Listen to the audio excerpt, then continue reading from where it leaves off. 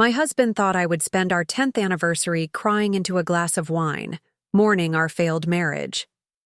Instead, I spent the day with 5 locksmiths changing every single lock on the 7 properties he treasured most. As the sun set on what should have been a milestone celebration, I watched from my car outside Giovanni's, the restaurant where he'd proposed, as he clinked champagne glasses with his secretary, while across town, his access to the empire we'd built together quietly vanished. The moment his keys stopped working wasn't just about revenge, it was about reclaiming what I had unknowingly surrendered: my power, my self-worth, and my future. Before we jump back in, tell us where you're tuning in from, and if this story touches you, make sure you're subscribed, because tomorrow I've saved something extra special for you. I never planned to be the woman who gets betrayed by her husband and his secretary. That kind of cliché seemed beneath us, beneath the life we'd carefully constructed in our upscale Seattle neighborhood. When I met Nathan during my final year, at business school, I was Alexandra Bennett, the top-ranked finance student with multiple job offers from prestigious firms across the country. My professors called me brilliant.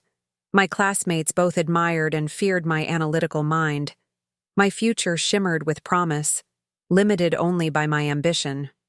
Nathan appeared in my life during a charity auction where I was representing my student organization. He outbid everyone for a private dinner prepared by a celebrity chef, a dinner I was responsible for coordinating. His confidence bordered on arrogance, but he had the intelligence to back it up. As the founder of Bennett Properties, no relation to my surname, a coincidence we both found amusing at the time, he had transformed a small inheritance into a thriving real estate development company by the age of 30. "You're different from the other business students," he told me that night after the auction. "They're following a script. You're writing your own." In retrospect, I wonder if he identified that independence in me as something to be harnessed, rather than nurtured. At the time, though, his assessment felt like recognition, like finally being seen for who I truly was. Our courtship was a whirlwind of intellectual connection and shared ambition. We debated market trends over dinner, analyzed investment strategies during weekend hikes, and stayed up late discussing which neighborhoods in Seattle were poised for revitalization. When he proposed 6 months later, presenting both a diamond ring and a business proposition, it seemed like the perfect merger. "Together, we could build something extraordinary," he said, kneeling beside our table at Giovanni's, the restaurant that would later become the backdrop for his betrayal. Not just a marriage, but a legacy. I said yes to both: the marriage and the business partnership. Within a year, I had declined my job offers, instead pouring my skills into Bennett Properties. My financial acumen complemented Nathan's vision and relationship-building talents. We were unstoppable, expanding from residential developments to commercial properties, then to luxury vacation rentals across the Pacific Northwest. The first 5 years were everything I'd imagined success would be. We purchased our dream home in Madison Park, with panoramic views of Lake Washington.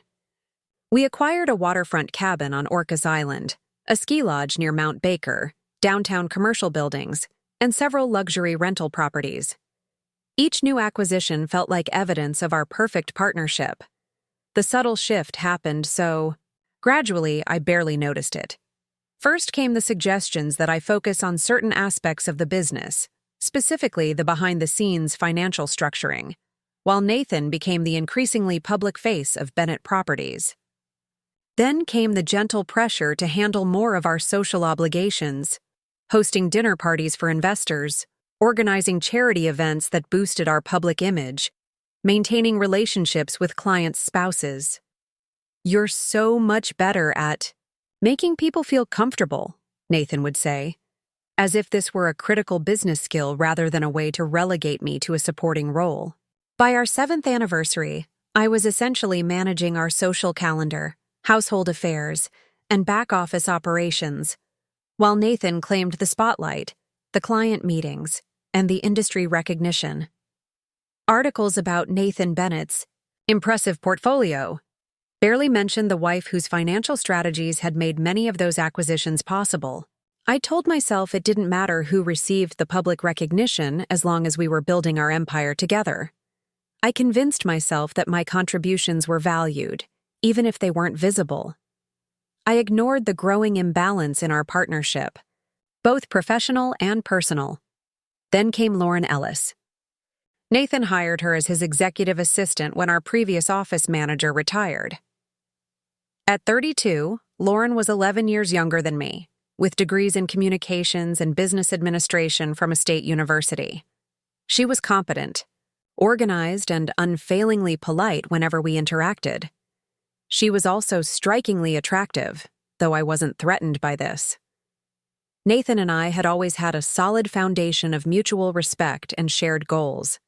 Physical attraction seemed secondary. To our intellectual connection, Lauren's been such an asset, Nathan mentioned frequently during our dinner conversations. She anticipates problems before they arise. She knows how to manage difficult clients. She's restructured the entire filing system. I nodded and asked appropriate questions, genuinely pleased that he had found an efficient assistant. Our business was growing. We both needed support staff we could trust. The first hint that something had changed came during a charity gala for the Seattle Children's Hospital. I was deep in conversation with a potential investor's wife when I glanced across the room and caught Nathan looking at Lauren. It wasn't the look itself that unsettled me. It was how quickly he masked it when he realized I'd noticed. A slight shift in expression, a deliberate turning away, a too casual resumption of his conversation with the city councilman beside him. That night, I dismissed the moment as imagination. 4 weeks later, I couldn't dismiss the pattern that had emerged. Late nights at the office, weekend emergencies that required his immediate attention, a growing emotional distance even when we were physically together, and an increasing number of events where Lauren's presence was deemed necessary. Still, I had no concrete evidence, just a growing unease and the quiet knowledge that the man who came home to me each night seemed less and less like the partner I had married. I told myself I was being paranoid. I reminded myself of the pressure Nathan was under with our newest development project. I rationalized the distance as a temporary phase in our otherwise solid marriage. Then came the text message that wasn't meant for me. It was a Tuesday afternoon in April, 3 weeks before our 10th anniversary. I was using Nathan's iPad to review some property documents he'd asked me to look over, a downtown building we were considering for our next investment. We often used each other's devices. There had never been secrets between us. When the message notification appeared at the top of the screen, I tapped it without thinking. Anniversary weekend confirmed. Reserved the presidential suite at Chatham Lodge. Told Alex I'd be at the Portland conference. Can't wait to celebrate properly this time. L. The world didn't stop. The floor didn't open up beneath me. Instead, a strange calm descended as pieces clicked into place. The Portland conference that Nathan had mentioned offhandedly, the increasing mentions of Lauren in his daily recounts, the growing emotional chasm in our marriage. It wasn't imagination. It wasn't temporary. It was betrayal, methodically executed by the person I had trusted most in the world. I closed the message, finished reviewing the property documents, and left the iPad exactly where I'd found it. Then I walked to our home office, closed the door, and allowed myself 15 minutes to feel everything: the shock, the hurt, the humiliation, and beneath it all, a simmering anger that surprised me with its intensity. When the 15 minutes ended, I dried my eyes, reapplied my makeup, and began to think like the financial strategist I had once been. If Nathan was planning to spend our anniversary weekend with Lauren, he had already emotionally checked out of our marriage. The question wasn't whether our relationship was over. It was what kind of ending I would write for myself. I called my old college roommate, Vanessa, now a high-powered divorce attorney in San Francisco. "Alex, it's been too long," she answered warmly. Tell me you're finally coming down for that girls' weekend we've been postponing for 3 years. Not exactly, I replied, my voice steadier than I felt. I need your professional advice, not your friendship margaritas. At least for the moment. The silence on the other end spoke volumes. Vanessa and I had met in our freshman year economics class, remained roommates through college, and stood beside each other at our respective weddings. She knew me well enough to recognize when something was fundamentally wrong. "What's happened?" she asked, her tone shifting from casual to concerned. I laid out the facts without embellishment. The text message, the planned anniversary weekend, the gradual changes in our relationship, and most importantly, the complex intertwining of our personal and professional lives. Every property is in both our names, I explained. Tax advantages. Preparing and narrating this story took us a lot of time, so if you are enjoying it, subscribe to our channel. It means a lot to us. Now back to the story. But I'm the one who structured all the purchases, organized the finances, made sure everything was properly documented. Nathan is the face, but I'm the foundation. And now you're worried he'll try to push you out of both the marriage and the business, Vanessa stated rather than asked. Wouldn't you be? I countered. The woman he's seeing is his executive assistant. She already has access to most of our business operations. Replacing me would be logistically simple. Vanessa was quiet for a moment, and I could almost hear her analytical mind working through the implications. You need to talk to someone local, someone who knows Washington state laws inside and out. I'm thinking Rebecca Chen. We were at a conference together last month. She specializes in high-asset divorces with business complications. I don't want a divorce, I said automatically, then paused, surprised by my own response. Did I still want this marriage? Or was I just reacting to the idea of failure, of having to admit that our perfect partnership had been an illusion? Maybe not, Vanessa said gently. But you need to understand your options before you confront Nathan. Knowledge is leverage, Alex. You taught me that in Econ 101. She was right, of course. Whatever I decided to do next, I needed information about my legal standing, my financial options, and the potential consequences of various actions. I needed to approach this betrayal not as a heartbroken wife, but as the strategic businesswoman I had once been. The next morning, I met Rebecca Chen in her downtown Seattle office, having told Nathan I was attending a charity committee meeting. The irony of using the very excuses he'd normalized wasn't lost on me. Rebecca was sharply dressed and direct in her manner, assessing me with keen eyes as I explained my situation. Before we discuss legal strategies, she said after I finished, I need to ask, what do you want the outcome to be?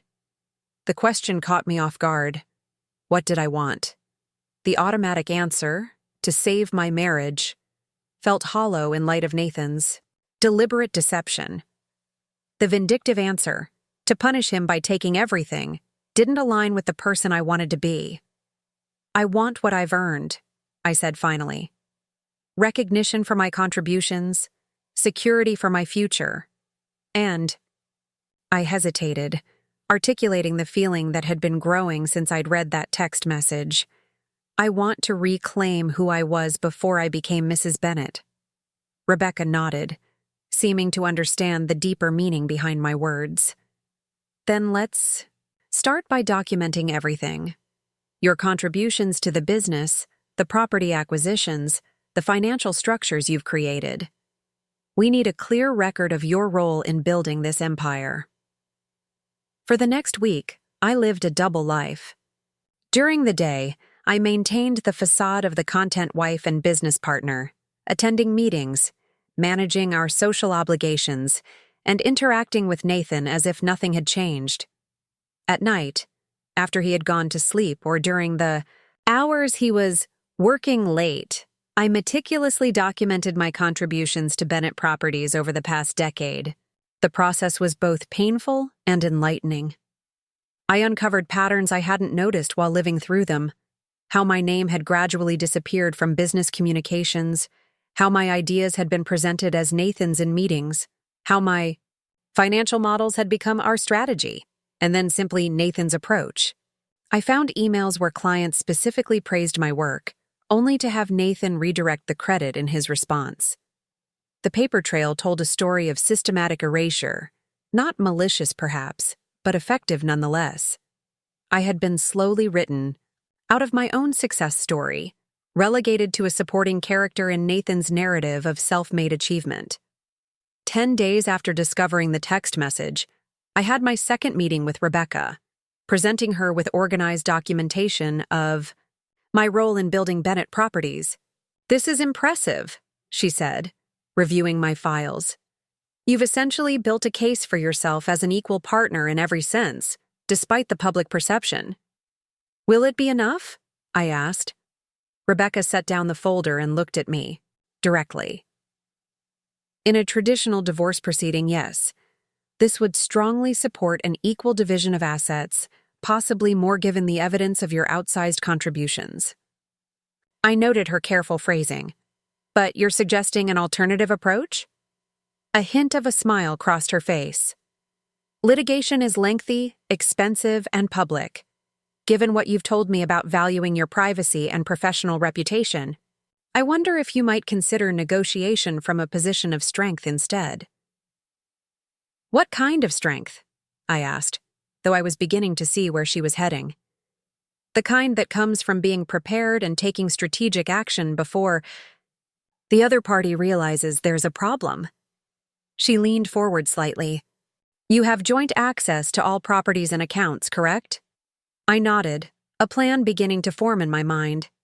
"Yes, my name is on everything, for tax purposes." "Then before you confront Nathan about what you know, you might want to consider securing your position in ways he won't immediately detect, but will certainly feel when the time comes." By the time I left Rebecca's office that afternoon, I had the outline of a strategy that wasn't about revenge, but reclamation, of my contributions, my identity, and my future. It would require careful timing, precise execution, and the courage to finally put myself first after years of supporting Nathan's dreams at the expense of my own. The first phase began the next day when I contacted Jason Morris, head of security for several high-end commercial properties in Seattle, including 2 of our buildings. "Mrs. Bennett," he greeted me warmly. "What can I do for you today?" "I'm reviewing our security protocols across all properties," I explained. "Recent events have made me concerned about vulnerabilities in our current systems." It wasn't a lie. My husband's betrayal had indeed exposed vulnerabilities, just not the kind Jason assumed I meant. "I'd be happy to conduct a comprehensive assessment," he offered. "We could start with your primary residences and work our way through the commercial properties."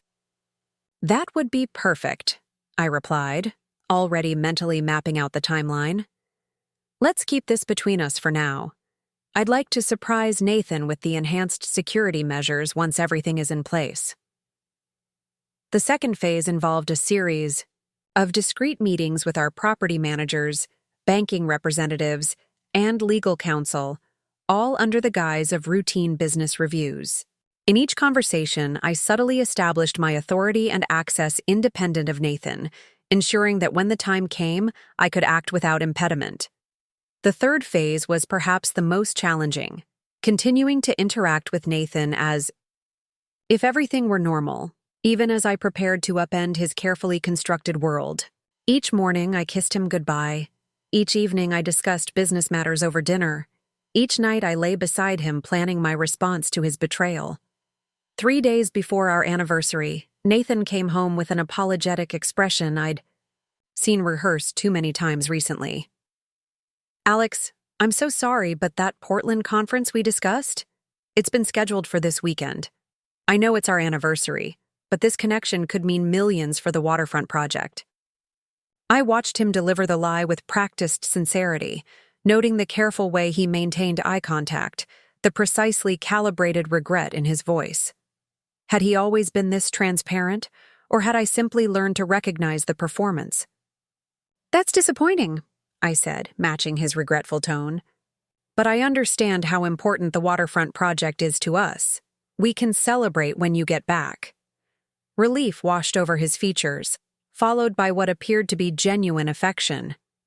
"You're amazing, you know that? Most wives would make this difficult."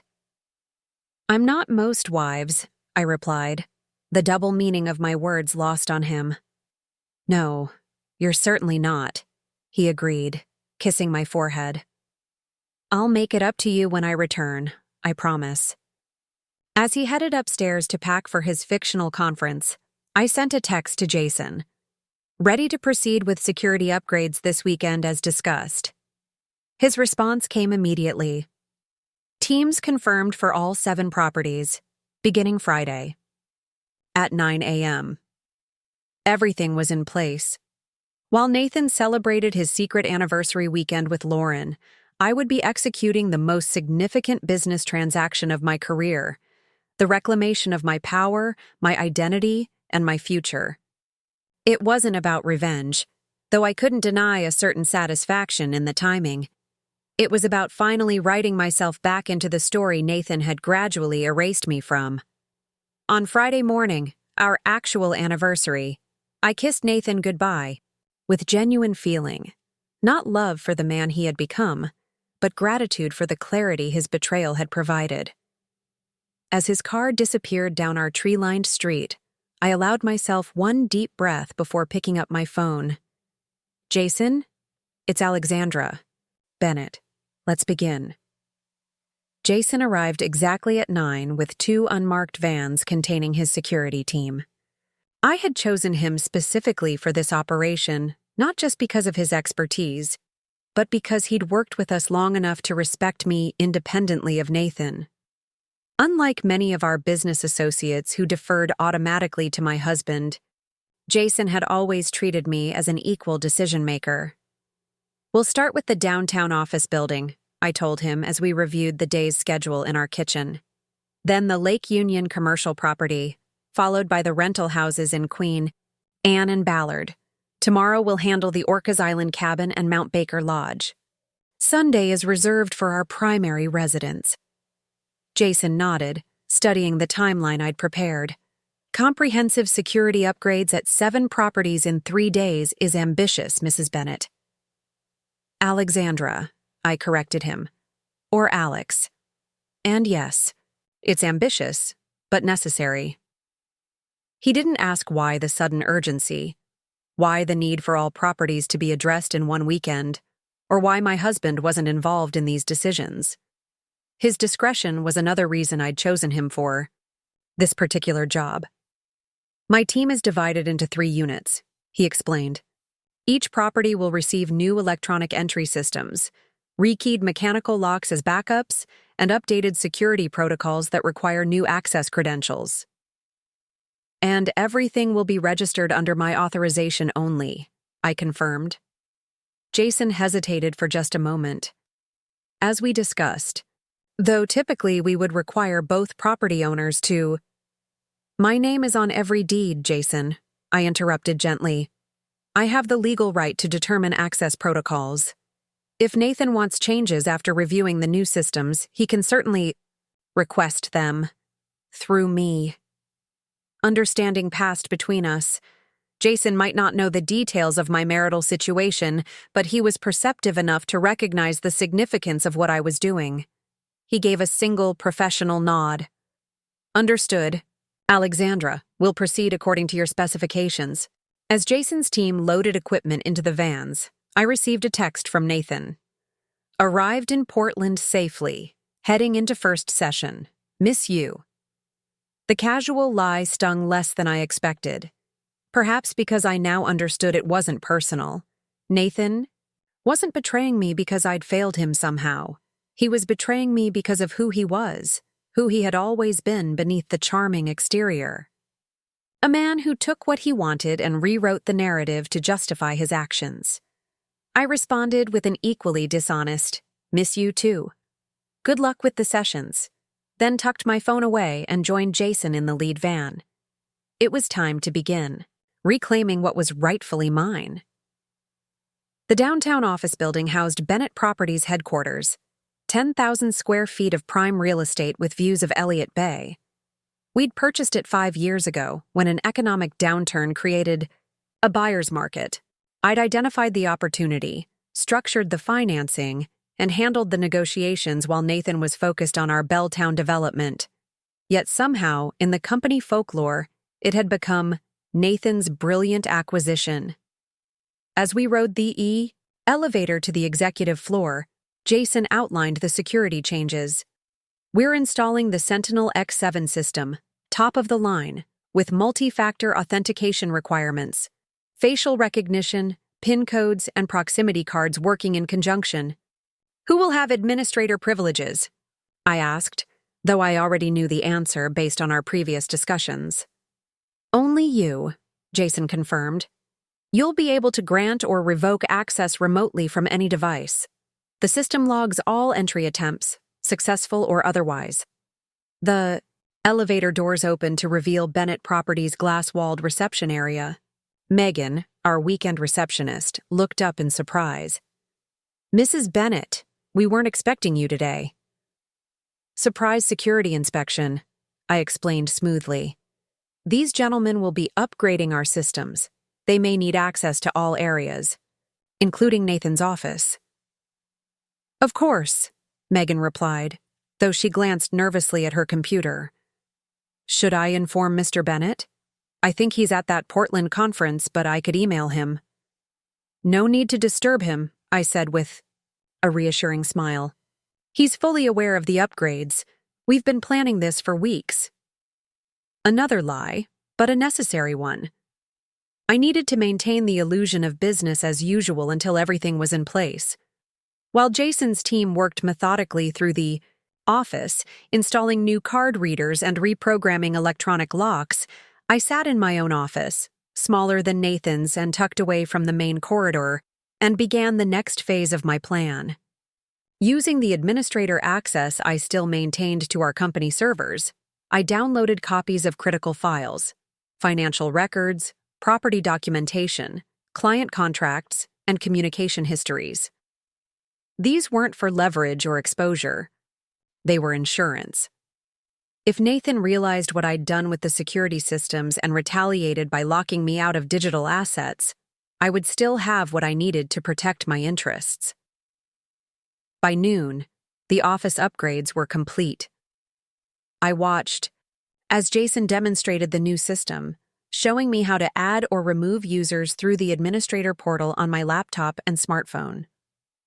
The changes are effective immediately, he explained. Old key cards and codes no longer work. Anyone previously authorized will need new credentials issued through this system. Including Nathan, I confirmed. Jason nodded. Including Mr. Bennett, yes. Would you like me to prepare his credentials now? I considered the question, weighing the immediate satisfaction of saying no against the strategic advantage of appearing reasonable. Prepare them, I decided. But I'll hold them until he returns from Portland. No sense having them sitting around unclaimed. Jason handed me a sealed envelope containing a new proximity card and temporary PIN for Nathan. I tucked it into my purse, knowing it would remain there until I decided how our inevitable confrontation would unfold. The Lake Union commercial property went equally smoothly. We'd purchased this mixed-use building 3 years ago, converting it into trendy office spaces on the upper floors with retail at street level. Nathan frequently brought potential clients here to impress them with his visionary redevelopment. The fact that I'd managed the entire conversion process, from architectural plans to tenant selection, had gradually disappeared from the narrative he presented. As Jason's team worked, I walked through the building, greeting tenants by name and inquiring about their businesses. These relationships had been my responsibility, the soft side of property management that Nathan considered less important than acquisition and development. Yet these connections had resulted in remarkable tenant retention rates and positive word of mouth that brought us high-quality occupants without expensive marketing efforts. Mrs. Bennett, what a lovely surprise, called Thomas from the artisanal coffee shop on the ground floor. I was just thinking about the holiday market we discussed. Is it still happening this December? Absolutely, I assured him. I'm finalizing the details next week. And please, call me Alexandra. Alexandra, then, he agreed with a warm smile. Will Mr. Bennett be joining the planning committee this year? The question was innocent, but it highlighted another aspect of our business dynamic. Nathan attended ribbon cuttings and grand openings, the glory moments, but rarely involved himself in the community-building events that created lasting value in our properties. Nathan's schedule is quite full, I replied diplomatically, but he's very supportive of the market concept. By mid-afternoon, the Lake Union property had been secured with the new system, and we moved on to the rental houses in Queen Anne and Ballard. These were among our first investments as a couple, modestly sized but well-located homes that generated reliable income. Nathan considered them small-scale compared to our later acquisitions, but I had insisted on keeping them in our portfolio. Their steady returns had helped us weather market fluctuations that impacted larger, flashier properties. At the Queen Anne house, we encountered our first complication. The tenant, a young tech executive who'd been there for nearly 2 years, arrived home midway through our upgrades. Mrs. Bennett, he said, clearly confused by the security team's presence. Is everything okay? I wasn't notified about any maintenance. Today. Everything's fine, Mr. Lawson, I assured him. We're implementing security upgrades across all our properties. I apologize for not giving advance notice. It was a last-minute decision after some concerns arose with another property. Oh, he replied, visibly relaxing. No problem at all. Will I need new keys? Yes, I confirmed, but we'll provide them before we leave today. The electronic entry pad will also have a new code, which I'll set up with you personally. He seemed satisfied with the explanation, even pleased by the security improvements. As we configured his new access credentials, I made a mental note to send a gift basket as thanks for his understanding, and to cement his loyalty to me rather than Nathan in case questions arose later. The Ballard rental proceeded without incident, and by early evening, 4 of our 7 properties had been secured under my exclusive control. Jason and I agreed to meet the following morning to take the ferry to Orcas Island, where our waterfront cabin would be the day's first target. As we parted ways, Jason hesitated. Alexandra, I don't mean to overstep, but these changes you're implementing, they're quite significant. They are, I agreed, not elaborating. If you need anything, any additional security measures, or advice, please don't hesitate to contact me directly, day or night. His tone conveyed understanding beyond professional courtesy. Jason had worked with enough high-net-worth clients to recognize the signs of a marital breakdown with significant assets at stake. Thank you, Jason, I said sincerely.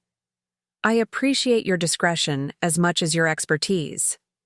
That night, alone, in our Madison Park home, I allowed myself a moment of reflection. The day's activities had awakened something in me that had been dormant for years, the decisive business strategist I'd been before becoming Mrs. Nathan Bennett. Moving methodically through our properties, I'd reconnected with the woman who'd graduated at the top of her class, the woman whose financial acumen had impressed seasoned investors, the woman who knew her own worth. It was strangely liberating to act without seeking Nathan's approval, to make unilateral decisions about our shared assets, to reclaim my authority in spaces where I'd allowed myself to be diminished. Each newly secured lock represented not just protection of physical property, but the restoration of my agency. My phone buzzed with another text from Nathan. Dinner with Portland developers. Amazing connections being made. How's your evening? I considered not responding, but strategy prevailed over emotion. Until my security plan was completely implemented, maintaining normalcy served my interests. Quiet evening at home, I replied. Truthfully. Don't work too hard. Then, unable to resist, I added, How's the conference venue? The Chatham Lodge, right? 3 dots appeared, disappeared, then reappeared as Nathan composed his response. No, we're at the Riverside Grand. Standard corporate setting, nothing special. The lie slid so easily from his fingers to my screen. I wondered how long he'd been this comfortable with deception, how many business trips had actually been rendezvous with Lauren, or perhaps others before her. Had our entire marriage been a performance on his part, or had there been genuine connection that gradually eroded? It didn't matter now. Whatever we'd had was gone, replaced by calculated moves in what had become a high-stakes game. Nathan was playing by his own rules, unaware that I had rewritten the playbook entirely. Morning arrived with gray skies and light rain, typical Seattle weather that matched my determined mood. I dressed carefully in practical layers for the ferry ride and island visit, then checked my phone. No messages from Nathan, who was likely still asleep beside Lauren in the presidential suite he'd thought I wouldn't discover. Jason met me at the ferry terminal, his team already aboard with their equipment. During the 90-minute crossing to Orcas Island, we reviewed the day's objectives and timeline. The cabin's remote location presents some challenges, Jason noted, studying the property specifications. Cellular signal is unreliable, and power outages are common during storms. That's why we're installing both electronic and traditional locks, I reminded him. The electronic system gives us the audit trail and remote management, but the keyed deadbolts ensure security even if systems go down. Our waterfront cabin on Orcas Island held a special place in my heart. We'd purchased it during our 3rd year of marriage, when Bennett Properties was beginning to show significant profits. Unlike our other acquisitions, this one hadn't been primarily about investment value or strategic positioning. It had been about creating a personal sanctuary, a place to disconnect from business pressures and reconnect with each other. At least, that had been my vision. Over time, Nathan had gradually transformed our private retreat into another business asset, hosting potential investors for weekend fishing trips, lending it to important clients, even featuring it in a luxury reel. Estate magazine as evidence of his discerning eye for exceptional properties. The fact that I had found the listing, negotiated the purchase, and overseen every aspect of the renovation had, predictably, been omitted from the magazine article. The cabin had been presented as another example of Nathan Bennett's golden touch, his personal hideaway rather than our shared haven. As the ferry docked and we drove the winding roads to East Sound, I found myself unexpectedly emotional about this particular property. The cabin represented more than financial value. It embodied the gradual erosion of our personal connection, the transformation of shared dreams into Nathan's singular narrative. The cabin itself was a masterpiece of understated luxury. 3 bedrooms of cedar and glass perched on a rocky outcropping with panoramic views of the Sound. I'd worked with a local architect to preserve the original structure's charm while modernizing the interior and expanding the deck that cantilevered over the water. Beautiful place, Jason commented as we pulled into the gravel driveway. Very private. That was the idea, I replied, using my key to open the front door. The interior welcomed me with familiar scents of cedar and wood smoke, sparking memories of early mornings watching eagles from the deck, evenings spent reading by the stone fireplace, nights falling asleep to the gentle sound of waves against the rocks below. Had any of those moments been as genuine as I'd believed? Or had Nathan been mentally calculating how to leverage this property for business advantage even then? Jason's team worked efficiently, installing the new security system and rekeying the deadbolts. As they completed the technical aspects, I walked through each room, taking inventory of personal items I might want to retrieve later. My grandmother's quilt on the master bed, the collection of sea glass in a blue bowl on the kitchen windowsill, the watercolor of the view from our deck that I'd painted during a particularly peaceful weekend. These small treasures held no significant financial value, but they represented authentic pieces of myself that I'd integrated into our shared spaces. They weren't part of the Bennett brand or the carefully cultivated image Nathan projected. They were simply expressions of Alexandra, the woman who existed before and beyond Mrs. Bennett. By early afternoon, the cabin had been secured, and we headed back to the mainland for our next target, the lodge near Mount Baker. This property was Nathan's particular pride, a substantial timber structure with 6 bedrooms, situated on enough acreage to ensure privacy while maintaining easy access to ski areas. We'd purchased it 5 years ago from a tech executive facing financial difficulties, securing it well below market value. The lodge functioned as both personal vacation property and strategic business asset. We used it ourselves during ski season, but also offered it to select clients and business associates throughout the year. Nathan particularly enjoyed playing host here, presenting himself as the generous benefactor providing access to an exclusive retreat. The 3-hour drive from the ferry terminal to the lodge gave me time to check in with Rebecca Chen, updating her on the security changes and confirming our meeting scheduled for Monday morning. "Everything proceeding as planned?" she asked, her voice clear despite the intermittent cell service along the highway. "Exactly as planned," I confirmed. 4 properties secured yesterday, 2 more today, with the primary residence tomorrow. By Monday morning, I'll control access to everything. "Good," Rebecca approved. "And Nathan? Any suspicions?" "None," I said confidently. "He believes I'm spending the weekend at home, nursing my disappointment over our postponed anniversary celebration. Meanwhile, he's at Chatham Lodge with his executive assistant," Rebecca summarized, professional tone not quite masking her distaste. Men can be remarkably predictable in their deceptions. I couldn't disagree. There was something almost disappointing about the cliché Nathan had embraced. The successful businessman having an affair with his younger assistant, fabricating business trips to spend romantic weekends together. For someone who prided himself on innovation and original thinking in his professional life, his personal betrayal followed the most unimaginative script possible. The Mount Baker Lodge stood in a clearing surrounded by towering firs, its massive timbers and stone foundation giving it the appearance of growing organically from the landscape. As we pulled into the circular driveway, I noted with satisfaction that no other vehicles were present. Nathan occasionally lent the lodge to friends or associates without consulting me. Finding it empty simplified our task. Jason's team quickly set to work, following the same protocol they'd established at previous properties.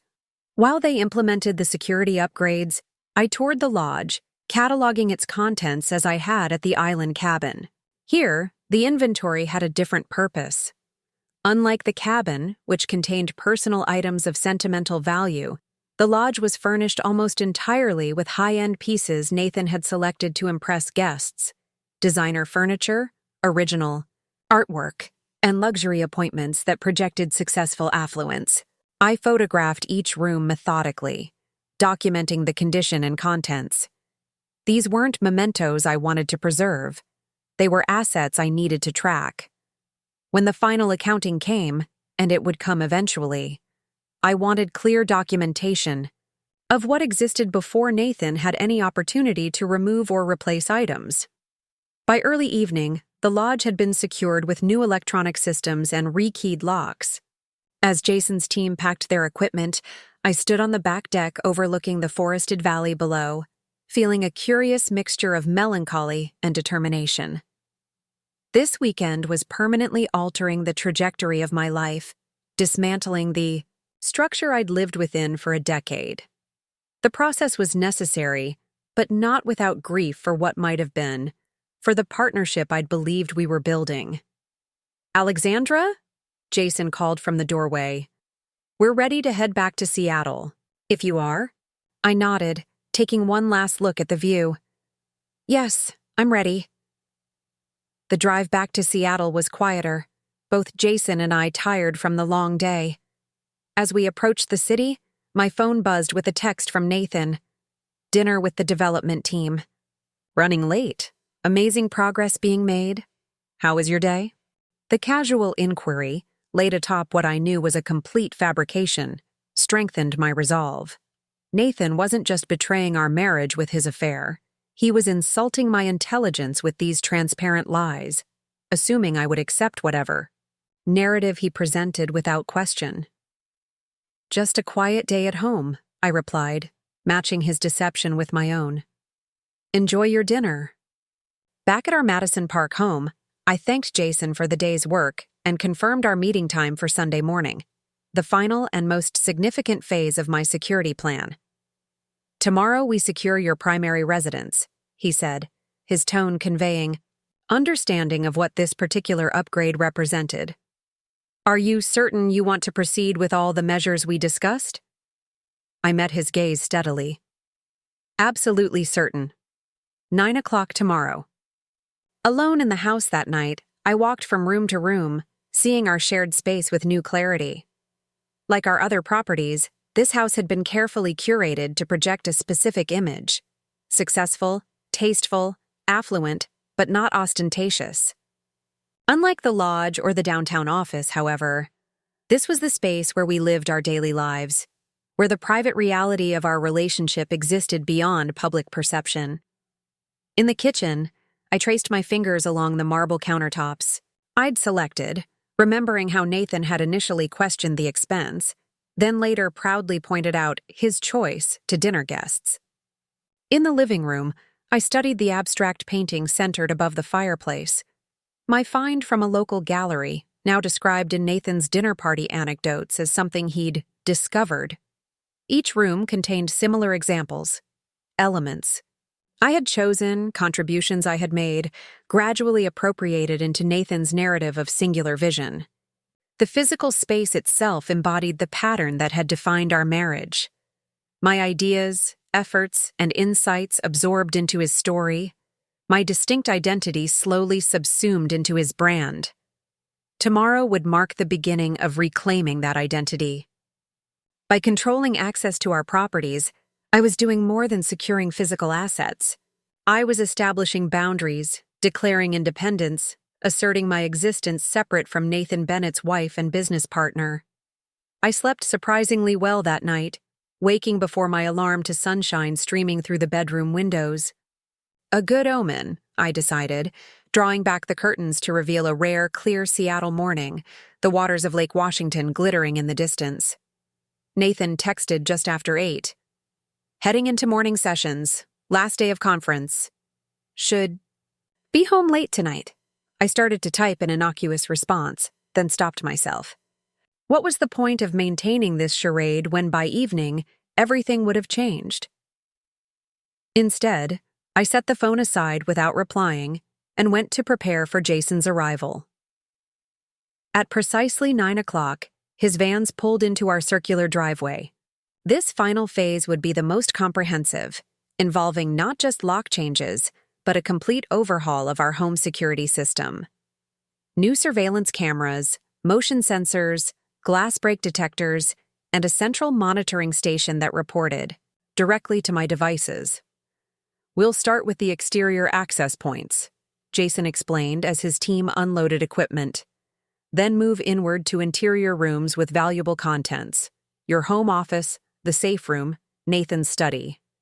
I nodded, handing him a detailed floor plan I'd prepared. "I've marked priority areas. Pay particular attention to Nathan's study and the wine cellar. He keeps valuable collections in both." For the next several hours, I moved through the house, alongside Jason's team, authorizing access to secured areas and making decisions about protection levels for various spaces. The process was therapeutic in its methodical progression. Each new lock, each reprogrammed keypad, each surveillance camera representing another step towards security in both the literal and emotional sense. By mid-afternoon, the system upgrades were nearly complete. I sat at the kitchen island, reviewing the administrator controls on my tablet while Jason's team finished the final installations. "The system is fully operational," Jason confirmed, joining me with a comprehensive manual. "You now have exclusive administrator access to all security functions across all 7 properties. You can grant or revoke entry permissions remotely, view surveillance feeds from any location, and receive instant notifications of any access attempts." I scrolled through the application, testing various functions. And the mechanical locks? All rekeyed as requested. The new keys are here, he said, placing a small envelope on the counter. These are the only copies, apart from the emergency. Set in our secure vault that can only be accessed with your written authorization. The significance of what we'd accomplished settled over me. In 3 days, I had effectively taken control of every property in the Bennett portfolio, creating a security infrastructure that gave me complete oversight of our physical assets. Nathan, who had always positioned himself as the ultimate authority in our business and marriage, would soon discover that he couldn't enter his own home, office, or vacation properties without my permission. It wasn't about revenge, though I couldn't deny a certain satisfaction in the reversal of power. It was about establishing the leverage I needed for whatever came next. A negotiation where I wouldn't be dismissed or diminished. A conversation where my contributions would finally be acknowledged. "Thank you, Jason," I said, extending my hand, "for your expertise and your discretion." He shook it firmly. "You're welcome, Alexandra. If you need anything else, anything at all, please, don't hesitate to call directly, day or night." The emphasis wasn't subtle. Jason had worked with enough high-net-worth clients to recognize potential volatility when relationships fractured and significant assets were involved. "I appreciate that," I replied. "I don't anticipate any problems, but it's good to know I have support if needed." After Jason and his team departed, I spent the remaining hours of daylight preparing for Nathan's return. I selected my outfit carefully. Not the soft, accommodating wardrobe of Mrs. Bennett, corporate wife, but a sharper, more decisive ensemble that channeled the financial strategist I'd been before our marriage. I arranged documents on the dining room table, property deeds, business valuations, and the security system documentation that would make our new dynamic immediately clear. Evening approached, casting long shadows across the manicured lawn. I checked the Chatham Lodge website, confirming checkout time was 11 a.m.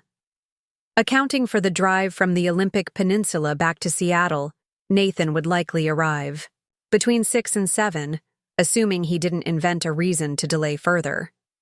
At 5:38 p.m., my phone chimed with a text from him. "Leaving Portland now. Traffic looks bad. Probably home around 8.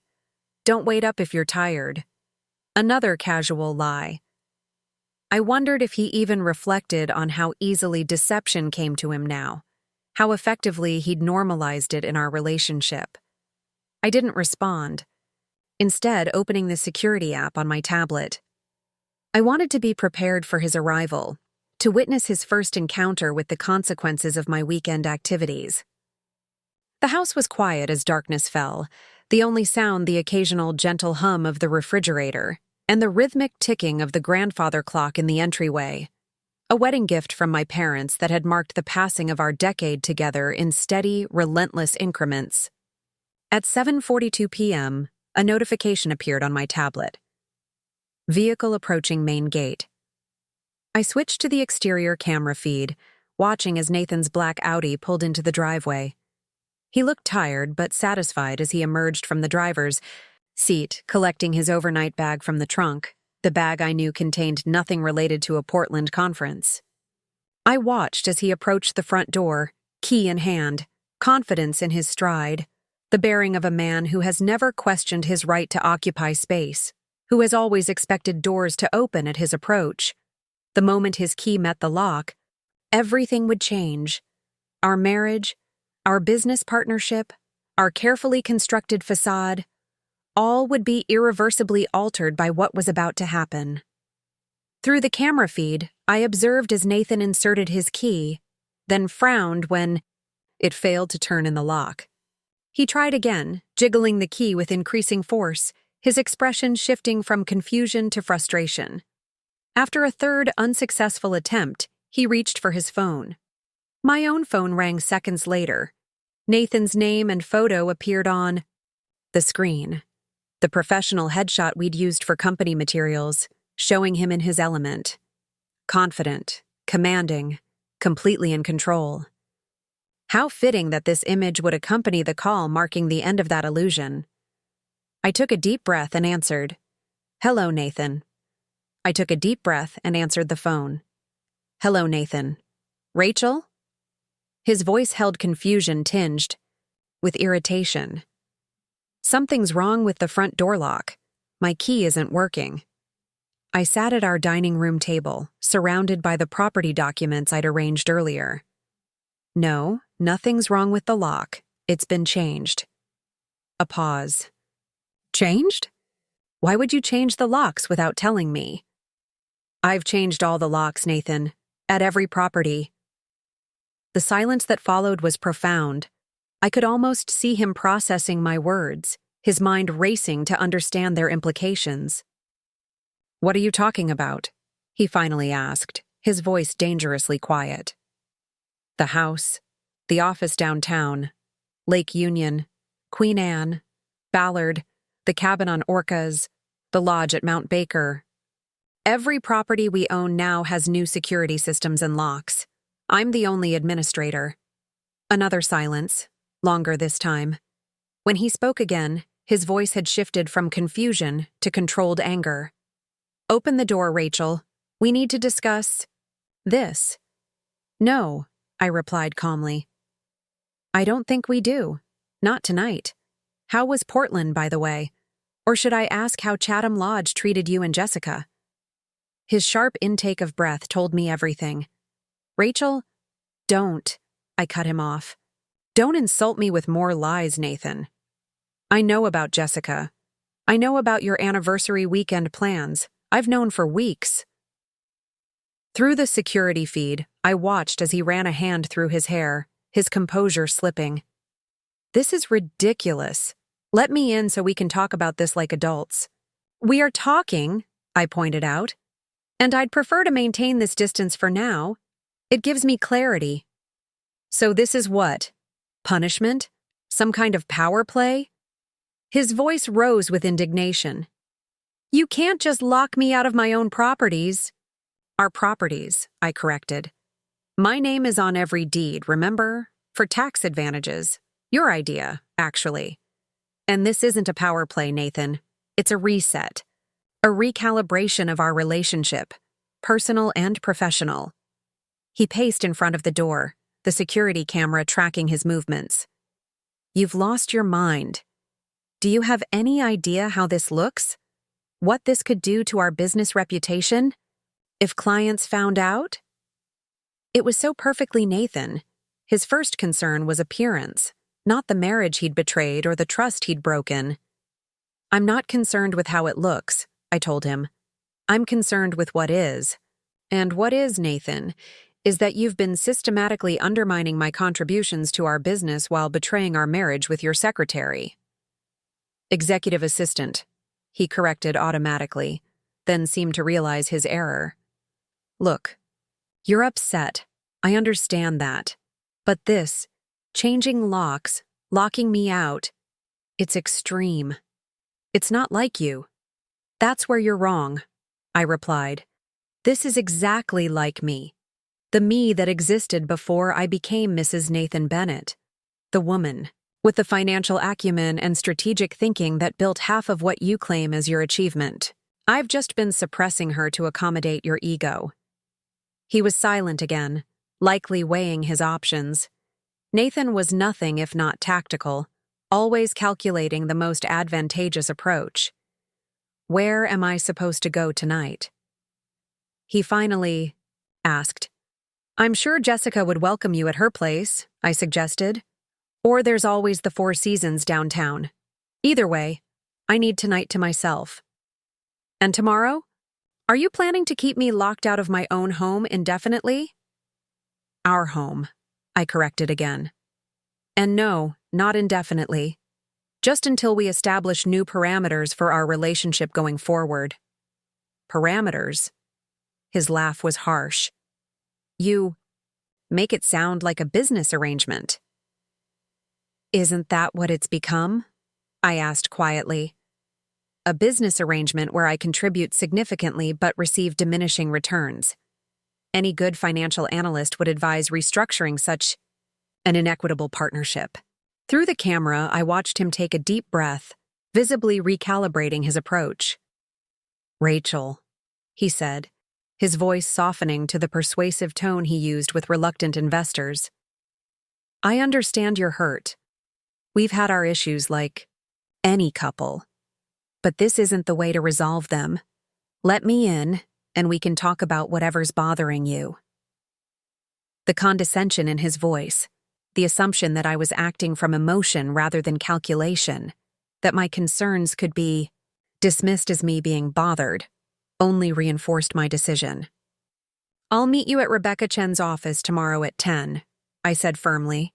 "She'll mediate our conversation about next steps." "Rebecca Chen? The divorce attorney?" His voice sharpened again. "You've already involved lawyers?" "Just one," I confirmed. "For perspective." Nathan's expression darkened. "I see. So this isn't about our marriage at all. You've already decided to end it." "No, Nathan. You decided to end it when you chose to spend our anniversary with Jessica. I'm simply acknowledging your decision and responding accordingly." He stared directly into the security camera, suddenly aware he was being observed. "You're making a mistake, Rachel. A serious one." "Perhaps," I conceded, "but it's my mistake to make. Something I haven't been allowed to do for a very long time." 10 o'clock, he said after a moment, his voice cold. "Chen's office. But this conversation is far from over. Good night, Nathan." I ended the call and sat in the sudden silence of our home, feeling strangely light despite the confrontation. For the first time in years, I had spoken my truth, without filtering it through consideration of Nathan's reaction. I had taken decisive action based on my own judgment, not seeking his approval or permission. Through the security feed, I watched as he stood motionless for a moment, then turned and walked back to his car. As his Audi disappeared down the driveway, I allowed myself a moment of quiet celebration. Phase 1 was complete. I had secured our properties and declared my independence. Phase 2 would begin tomorrow, when Nathan discovered just how thoroughly I had prepared for this conversation. Sleep came surprisingly easily that night. I woke feeling rested and focused, mentally preparing for the meeting ahead. I dressed, with care in a tailored navy suit I'd purchased recently without Nathan's input, a small but significant departure from the wardrobe he had subtly influenced over the years. Rebecca Chen's office occupied the 22nd floor of a downtown high-rise, offering sweeping views of Elliott Bay. Her reception area projected understated elegance, muted colors, comfortable seating, discreet privacy screens between waiting clients. It was designed to convey both competence and compassion, qualities that had made Rebecca one of Seattle's most sought-after divorce attorneys for high-net-worth clients. I arrived 15 minutes early, using the time to center myself and review key documents with Rebecca. "He'll likely be defensive initially," she advised as we sat in her private conference room. "Men like Nathan are unaccustomed to having their narratives challenged, especially by women they've successfully marginalized in the past." "I expect nothing less," I agreed. "But Nathan is ultimately pragmatic. Once he understands his options and their consequences, he'll make strategic choices rather than emotional ones." Rebecca nodded approvingly. "You know him well. That knowledge is an asset in these negotiations." At precisely 10 o'clock, her assistant announced Nathan's arrival. I straightened in my chair, conscious of my posture, my expression, the messages conveyed by my body language. This meeting would set the tone for everything that followed. Nathan entered the conference room looking immaculate in his charcoal gray suit. His power suit, the one he wore for important negotiations. His expression was composed, revealing nothing of last night's anger. Only the tightness around his eyes suggested he hadn't slept well. "Rachel," he nodded curtly, then extended his hand to Rebecca. "Ms. Chen, I must say this meeting comes as a surprise." Please sit, Mr. Bennett. Rebecca gestured to the chair across from me. We appreciate your promptness. Nathan sat, unbuttoning his jacket with practiced ease. I'm still unclear on the purpose of this. Intervention. My wife and I have had a misunderstanding, but nothing that requires legal mediation. This isn't an intervention, Nathan, I said calmly. It's a negotiation about our future, personal and professional. He turned his attention to me, studying my face with the evaluating gaze he used when considering property acquisitions. Based on what? Your suspicions? Your feelings? I opened the folder before me and removed a printout of the text message I'd seen on his iPad. Based on facts. Like this message from Jessica confirming your anniversary weekend at Chatham Lodge, while you told me you were at a conference in Portland. Nathan's expression didn't change, but his fingers tightened almost imperceptibly on the armrest of his chair. One indiscretion doesn't justify changing locks on all our properties and excluding me from my own home. If it were one indiscretion, perhaps not, I conceded. But it's not about the affair, Nathan. It's about the pattern, the systematic way you've diminished my contributions to our business while benefiting from them. The affair is merely a symptom of a deeper problem. Rebecca interjected smoothly. Mr. Bennett, Alexandra has compiled extensive documentation of her contributions to Bennett Properties over the past decade. Contributions that have been progressively obscured in company communications and public representations. She slid a thick folder across the table. Nathan didn't open it, his gaze remaining fixed on me. So this is about credit? He asked, incredulously. About who gets recognized for what? It's about equity, I corrected. About acknowledging reality rather than the narrative you've constructed. I haven't been your supportive wife who occasionally offers input. I've been an equal partner whose expertise and labor have directly contributed to our success. Nathan leaned back, a hint of his usual confidence returning. Even if that were true, and I'm not saying it is, changing locks and hiring a divorce. Attorney seems like a disproportionate response to feeling underappreciated. Alexandra hasn't hired me for divorce proceedings, Rebecca clarified. She's consulted me about her options, which is both prudent and reasonable given the circumstances. Nathan's gaze shifted between us, reassessing the situation. Options for what, exactly? I took a deep breath. This was the crucial moment, laying out my terms clearly and confidently. I see 3 potential paths forward, I began. First, we could divorce. Given my documented contributions to Bennett Properties and the fact that most assets are in both our names, this would likely result in a 50-50 split at minimum. Nathan's jaw tightened, but he remained silent. Second, we could remain married but restructure our business relationship. I would take full control of certain properties, the Orca's Cabin, the Queen Anne and Ballard Rentals, and the Lake Union commercial building. You would retain the downtown office, the Mount Baker Lodge, and our primary residence. We would operate independently going forward. And the third option? Nathan asked quietly. We acknowledge what's happened, address the underlying issues, and rebuild, both our marriage and our business partnership, but with significant changes. My contributions would be formally recognized. I would have equal decision-making authority, publicly acknowledged. And complete transparency would be required from both of us moving forward. The conference room fell silent as Nathan processed my proposal. Outside the floor-to-ceiling windows, Seattle continued its bustling pace, oblivious to the pivotal conversation unfolding 22 floors above street level. These aren't negotiations, Nathan finally said. They're ultimatums. They're starting points, I corrected. I'm open to discussion on the details, but the core principles are non-negotiable. I won't return to the previous dynamic.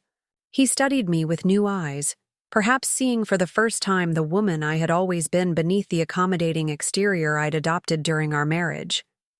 And the locks? The security systems? That heavy-handed approach was necessary because Because it was the only way to ensure you would take this conversation seriously, I replied honestly. When was the last time you truly heard me, Nathan? Not just listened while formulating your response, but actually heard what I was saying? Something flickered in his expression. Recognition, perhaps, or the beginning of understanding. You've made your point, he said finally. I'm listening now, but I'll need time to consider these options. Rebecca interjected smoothly. Of course. Meanwhile, Alexandra has prepared interim arrangements regarding property access and business operations. She handed Nathan another document, a temporary agreement I'd drafted with Rebecca's guidance, outlining limited access credentials for Nathan while we negotiated our path forward. You'll have access to the downtown office during business hours, I explained as he scanned the document. And a keycard for the Mount Baker Lodge, which I know you need for the client retreat next weekend. But our primary residence remains restricted for now. You're asking me to sign away my right to enter my own home, he observed, his tone carefully neutral. I'm asking for space, I countered. Physical and emotional. I think I've earned that much. Nathan studied me again, calculation evident in his gaze. He was weighing options, assessing leverage points, searching for advantages, the same mental process he applied to business negotiations. The Four Seasons has excellent suites, I added. Consider it a cooling-off period while we both reflect on what we want going forward. After a long moment, Nathan picked up the pen Rebecca had provided and signed the interim agreement. 1 week, he stipulated. I'll give you your space for 1 week while I consider your proposals. Then we meet again, here, and discuss concrete terms. Agreed, I said, feeling a curious mixture of victory and sadness. This wasn't how I had imagined our 10th anniversary unfolding, yet there was something appropriate about marking the milestone with truth rather than illusion. As Nathan rose to leave, he paused, uncertainty briefly replacing his usual confident demeanor. For what it's worth, he said quietly, the affair with Jessica. It wasn't about you. It wasn't because you were lacking in any way. I know, I replied simply. It was about you, your choices, your priorities. Just like this response is about me. My choices, my priorities. He nodded once, accepting the truth of my words, then turned and left the conference room. Rebecca waited until the door closed before speaking. That went better than expected. He's rattled but calculating. He'll spend the next week figuring out which option costs him least, financially and reputationally. Yes, I agreed, gathering my documents. Nathan will always make the strategically advantageous choice. The question is whether he's capable of recognizing that saving our marriage might actually be that choice. Are you hoping for reconciliation? Rebecca asked carefully. After everything? I considered the question seriously. I'm hoping for resolution that honors my worth, in whichever form that takes.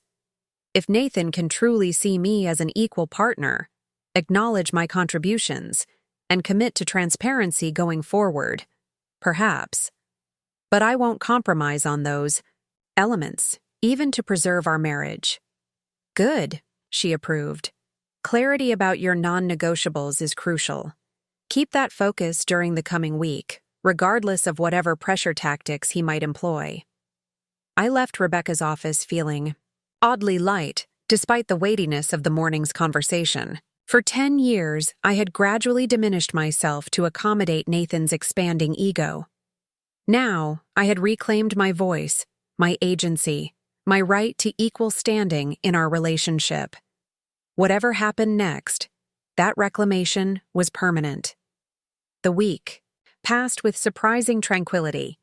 I had expected Nathan to employ various tactics: charm, pressure, perhaps manipulation through mutual friends. But instead, he maintained a respectful distance, communicating only about necessary business, matters through brief professional emails. On the 5th day, A package arrived from his attorney. Not divorce papers as I might have anticipated, but a comprehensive proposal for restructuring Bennett Properties with formal acknowledgement of my equal partnership and contributions dating back to the company's founding. The documents included public recognition protocols, equal profit distribution, and joint decision-making requirements for all major initiatives. A handwritten note accompanied the legal paperwork. This is independent of our personal situation. Your contributions deserve recognition regardless of what happens between us. The gesture was unexpectedly thoughtful. Acknowledgement without contingency, professional respect, separate from personal reconciliation.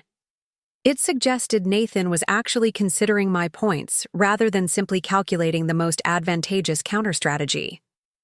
The following day, I received a text from him. Would you be willing to meet before our scheduled appointment? Perhaps coffee at Westlake Park tomorrow? I considered declining. Our agreement had specified a week of separation, a clean break to gain perspective. But curiosity won out. What had prompted this request for early contact? 3 p.m., I replied. I'll have an hour before my meeting with the Lake Union Tenants Association. Westlake Park was neutral territory, a public space downtown where neither of us held any particular advantage or association. I arrived deliberately early, selecting a table with clear sightlines and multiple exit routes. A strategic choice. That would have amused the old me, but now felt simply prudent. Nathan arrived precisely at 3, without his usual commanding entrance. He moved differently somehow, less expansive in his occupation of space, more conscious of his surroundings. He spotted me immediately, but approached with uncharacteristic hesitation. Thank you for meeting me, he said, remaining standing until I gestured toward the chair opposite mine. I appreciate your flexibility. What prompted this request? I asked, bypassing small talk. Our scheduled meeting is still 2 days away. Nathan set down the leather portfolio he carried, arranging it carefully before responding. I've been doing a lot of thinking since our meeting with Rebecca. About us, about Bennett Properties, about the patterns we've established. And, I prompted when he paused, and I realized I don't need a full week to know what I want. He met my gaze directly. I want option 3, rebuilding our partnership, personal and professional. But I understand that requires fundamental changes, not superficial adjustments. I studied him skeptically. That's a quick resolution for someone who built a career on careful deliberation. Not quick, he corrected. Overdue. The evidence you presented was compelling, Rachel. Not just the affair, which is indefensible, but the systematic pattern of diminishing your contributions while benefiting from them. I've been reviewing company communications, press mentions, client presentations. Your narrative, I interjected. Yes, he acknowledged without defensiveness. My carefully constructed narrative that gradually erased your role. It's all there in black and white once I actually looked for it. His candor was surprising. Nathan typically excelled at justifications and deflections, rarely conceding points that diminished his position. Why the urgency to meet? I asked. This could have waited until our scheduled appointment. Nathan opened his portfolio and removed a newspaper folded to display a specific article. He slid it across the table without comment. The headline announced, Bennett Properties Restructures Leadership, Alexandra Bennett, named co-CEO. I looked up sharply. You issued a press release? Without consulting me? No, he said quickly. I drafted a release but haven't submitted it. This is a mock-up from our media team, showing how it would appear. I wouldn't take that step without your approval. I scanned the article, noting the prominent acknowledgement of my essential contributions to the company's founding and growth, and the formal recognition of my equal partnership in all aspects of the business since its inception. This is comprehensive, I observed, continuing to read. It should be, Nathan replied. It's the truth. One I should have acknowledged years ago.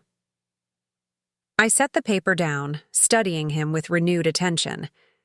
There was something different in his demeanor, a quality I couldn't immediately identify until I realized what was missing, the calculating edge that typically accompanied his interactions, the constant assessment of advantage and position.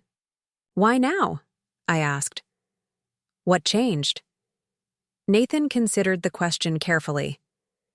Being locked out of our properties was illuminating, not just practically, but symbolically. For the first time, I experienced what it must feel like to be excluded from something you helped build, to have your access and authority suddenly revoked. A wry smile briefly touched his lips. It was a perfect metaphor, Rachel, one even I couldn't miss.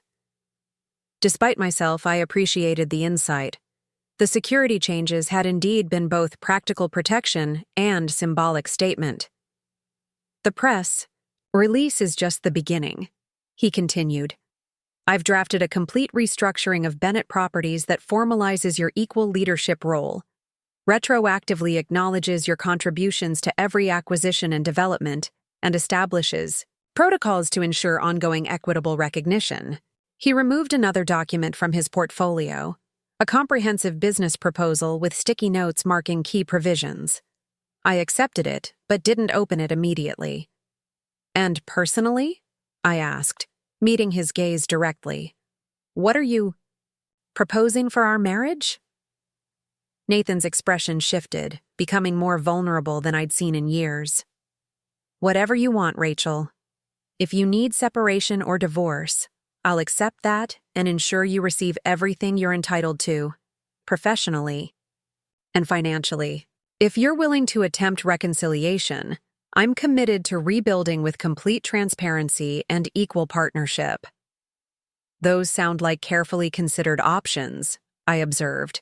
"Very balanced, very rational."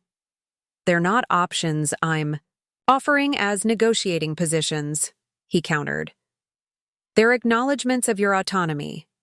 You get to decide what happens next, based on what you want, not what's convenient or advantageous for me." The statement was so unlike Nathan, who had always approached our relationship as something to be managed for optimal outcomes, that I found myself momentarily speechless. "I don't expect an immediate answer," he continued into the silence. "I just wanted you to have this information before our scheduled meeting, to give you time to consider it without pressure." I studied him, searching for the calculated performance I'd grown accustomed to during our marriage. What I found instead was something I hadn't seen in years: genuine presence, attention unmarred by the constant calculation of advantage. "I'll review this," I said finally, indicating the proposal. "But I'll need more than 2 days to make decisions about our personal relationship." "Of course," Nathan agreed immediately. "Take whatever time you need. The business restructuring can proceed independently. Your professional recognition shouldn't be contingent on personal reconciliation." As we prepared to leave, Nathan hesitated. "There's one more thing." He reached into his jacket pocket and removed a small USB drive, which he placed carefully on the table. "This contains all my communications with Jessica, dating back to when she was hired. Emails, texts, everything. Not edited, not curated. I've also included my personal journal from the past week, documenting my thought process as I've worked through what happened between us." The gesture was unprecedented. Nathan had always guarded his privacy zealously, particularly regarding his personal reflections. "Why would you share that?" I asked, genuinely puzzled. "Because rebuilding trust requires radical transparency," he replied simply. "And because you deserve to know exactly what you're forgiving, if you choose to forgive." I picked up the drive, uncertain how to respond to this unexpected vulnerability. "Thank you for meeting me," Nathan said, closing his portfolio. "I'll see you at Rebecca's office as scheduled, unless you'd prefer to cancel that appointment in light of this conversation." "No," I decided. "Let's keep it. I'll need Rebecca's perspective on the business restructuring if nothing else. He nodded, accepting my decision without question. Until then. As I watched him walk away, I felt a curious mixture of emotions. The man who had just left seemed fundamentally different from the husband I'd confronted just days earlier. More self-aware, more respectful of boundaries, more willing to acknowledge his failings without defensiveness. Was this transformation genuine or simply another strategy to regain control of the situation? Only time would tell. The following 2 days gave me space to review Nathan's proposals with cold-eyed analysis. The business restructuring was impressively thorough, addressing not just formal leadership titles, but subtler aspects of recognition and credit. He had anticipated potential issues I might raise, including provisions for independent decision-making authority in areas where our expertise differed. More surprising was the content of the USB drive. Nathan's communications with Jessica revealed exactly what I had suspected: a gradual progression from professional interaction to increasingly personal connection, with him initiating the boundary crossings while maintaining plausible deniability. His journal entries from the past week showed unexpected self-awareness, acknowledging patterns of behavior that extended beyond our marriage into his broader professional relationships. By the time our scheduled meeting with Rebecca arrived, I had reached several conclusions. The business restructuring would proceed immediately. It was fair, comprehensive, and long overdue. Our personal relationship required more careful consideration. I wasn't ready to recommit to our marriage, but neither was I prepared to end it definitively. Rebecca's conference room looked exactly as it had a week earlier, yet everything felt different. I arrived early, as was my habit, but this time Nathan was already there, engaged in quiet conversation with Rebecca. They both stood as I entered. "Alexandra," Nathan greeted me, using my full name rather than the diminutive Alex he had adopted years ago despite my preference. The small acknowledgement didn't go unnoticed. "Nathan," I replied, taking my seat across from him, "I've reviewed your proposals." Rebecca interjected smoothly. "Before we begin, I want to clarify that my role today is to facilitate discussion and provide legal perspective, not to advocate for either party's position." We both nodded our understanding. "The business restructuring is acceptable," I began, addressing Nathan directly, "with minor amendments that Rebecca can oversee. I'd like to implement those changes immediately, regardless of what happens with our personal relationship." "Agreed," Nathan said without hesitation. "I've already instructed our corporate counsel to prioritize the revisions once you've approved them." "As for our marriage," I continued, choosing my words carefully, "I'm not prepared to make a final decision today. I need more time, more evidence of sustained change rather than immediate reaction to crisis." Nathan nodded, accepting this without visible disappointment. "What would that look like? The time and evidence you need?" It was a fair question, one I had considered extensively during the past 2 days. 3 months of separation, I proposed. "You'll maintain residence elsewhere while we implement the business restructuring and begin working together professionally under the new arrangement.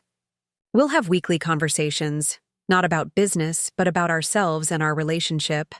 And we'll both commit to individual therapy, with the option for couples counseling if we both feel it would be beneficial after the initial separation. Period." Rebecca made notes as I outlined these terms. "This would be a structured separation rather than a legal separation," she clarified.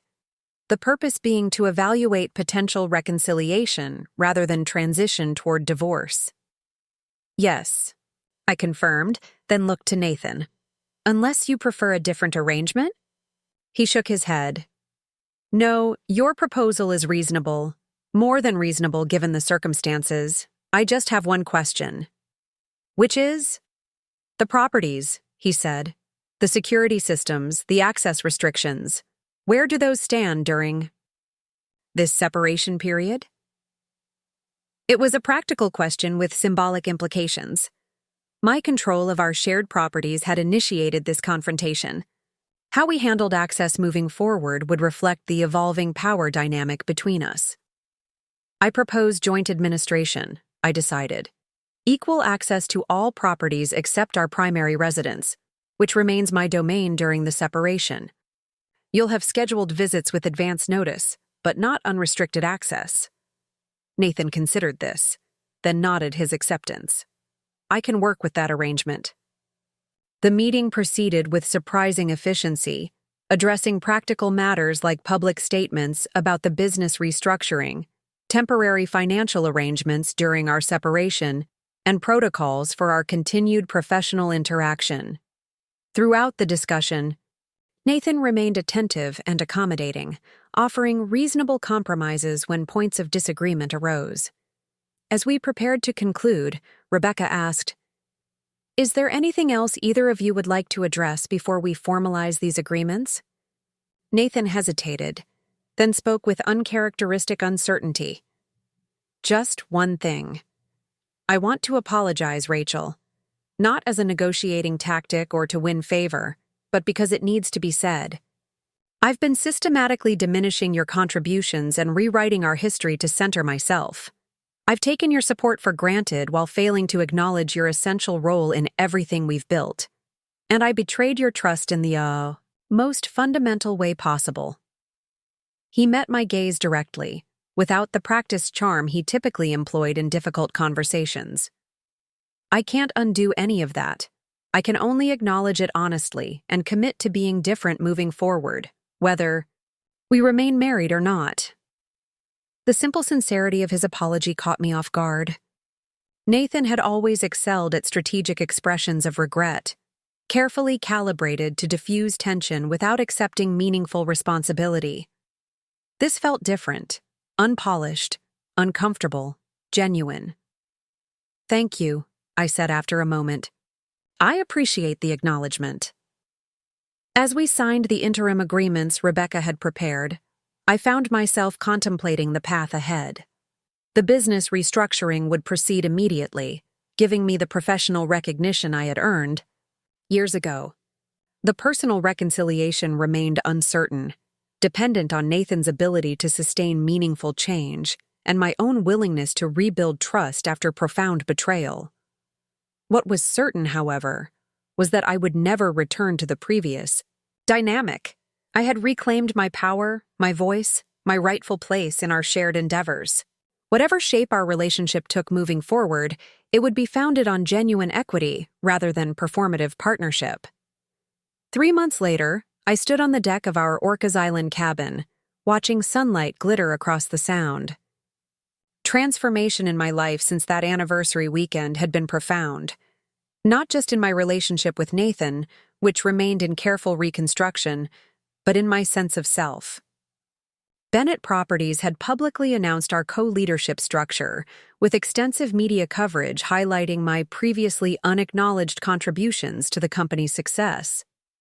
Initial client reactions had been overwhelmingly positive, with several commenting that they had always worked more closely with me anyway and welcomed the formal recognition of my role. Nathan had maintained his separate residence throughout our separation period, respecting boundaries with meticulous care. Our weekly conversations had gradually deepened from cautious formality to genuine exchange, revealing aspects of ourselves that had been submerged during our marriage. His individual therapy seemed to be yielding meaningful insights, which he shared without expectation or pressure. Most significantly, I had rediscovered myself beyond the roles of wife and business partner. I had reconnected with former colleagues, renewed abandoned interests, and begun exploring possibilities that had nothing to do with Bennett Properties or my marriage. For the first time in a decade, I was making choices based solely on my own desires rather than their impact on Nathan or our shared enterprises.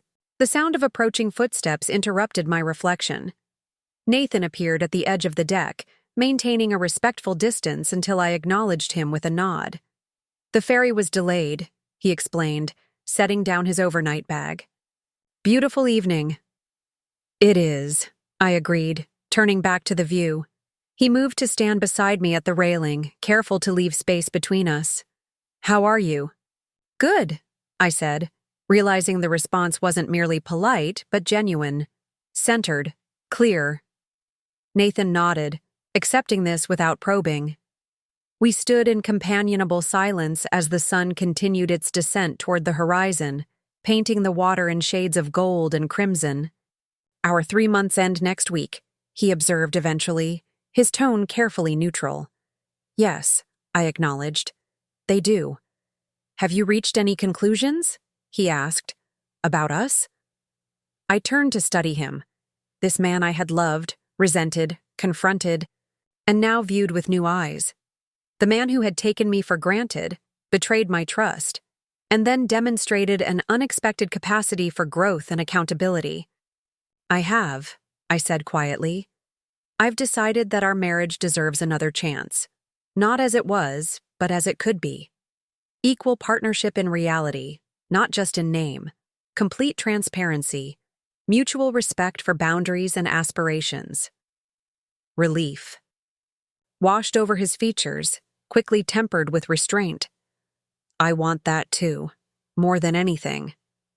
"It won't be easy," I cautioned. "Patterns don't change overnight. We'll both slip into old habits. We'll need to call each other out, to maintain vigilance against the dynamics that brought us here." "I know," he agreed soberly. "I'm prepared for that work, for however long it takes." I nodded, turning back to the sunset. "Then we begin, again, not from scratch, but from truth." As daylight faded into dusk, we remained side by side on the deck of the cabin that had once been merely another asset in Nathan's portfolio, but now represented something different, a space of possibility, of honesty, of new beginnings founded on clear-eyed recognition rather than convenient illusion. I had changed the locks on everything Nathan loved, and in doing so, had unlocked something essential within myself. A strength and clarity I would never again surrender, regardless of what the future held for our reconstructed marriage. Inside, the security system blinked its steady green light, armed and functioning, but now responsive to both our commands. A fitting metaphor for the relationship we were carefully rebuilding, protected but accessible, secure but not restricted, shared rather than controlled. Whatever came next, the woman I had reclaimed would remain, seen, acknowledged, empowered. Not defined by her marriage or her business success, but by her own choices and her willingness to stand firmly in her worth, even when it meant changing the locks on everything she had helped build. Up next, you've got 2 more standout stories, right on your screen. If this one hit the mark, you won't want to pass these up. Just click and check them out.